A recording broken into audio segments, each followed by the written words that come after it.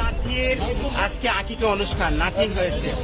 আরে কথা বলতে হ্যাঁ, আকিকা অনুষ্ঠানের খাবার নিয়ে আমি পুরান ঢাকা থেকে আমার আকিকা অনুষ্ঠান, সেই আকিকা অনুষ্ঠানের খাবার দেবো, সেই খাবারটা নিয়ে আসছি পুরান ঢাকা থেকে।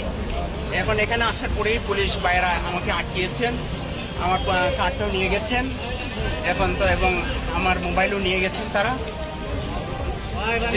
আপনি সাংবাদিক পরিচয় দিয়েছিলেন, তারপরে নিয়ে গেছেন।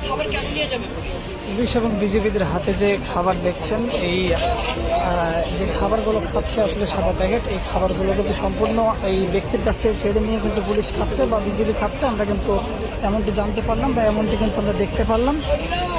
পুলিশ কিন্তু পর্যায়ক্রমে তাদের এই যে সাদা প্যাকেট